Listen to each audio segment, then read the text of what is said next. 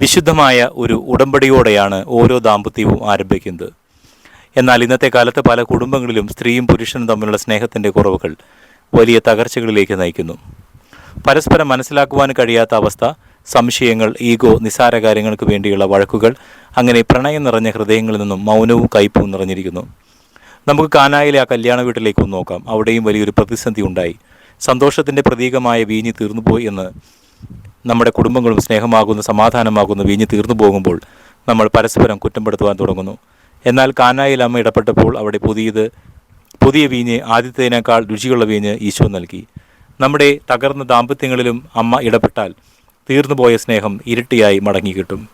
പ്രിയപ്പെട്ട ഭർത്താക്കന്മാരെ, ഭാര്യമാരെ, കുടുംബങ്ങൾ സ്നേഹക്കുറവുണ്ടാകുന്നത് കേവലം സ്വഭാവദൂഷ്യം കൊണ്ടല്ല, അത് അന്തകൻ കുടുംബങ്ങളെ തകർക്കാനൊരുക്കുന്ന വലിയൊരു കെണിയാണ്. പരസ്പരം സംസാരിക്കാതിരിക്കുക, ക്ഷമിക്കാതിരിക്കുക, തെറ്റുകൾ മാത്രം നോക്കിയിരിക്കുക എന്നിവയിലൂടെ സാത്താൻ നിങ്ങളുടെ ഉള്ളിലേക്ക് ക്രോധവും അസഹിഷ്ണുതയും കുത്തിവെക്കുന്നു.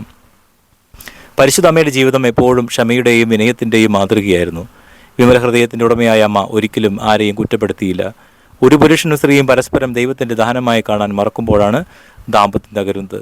എൻ്റെ പങ്കാളി എനിക്ക് ദൈവം തന്ന സമ്മാനമാണ്, അവളുടെ കുറവുകളെ സ്നേഹിക്കുവാൻ എനിക്ക് കഴിയണം എന്ന ദൈവികമായ ചിന്തയാണ് നമുക്കുണ്ടാകേണ്ടത്. ലൗകികമായ വാശികളല്ല, മറിച്ച് വിട്ടുകൊടുക്കുവാനുള്ള മനസ്സാണ് യഥാർത്ഥ സമാധാനം കൊണ്ടുവരുന്നത്.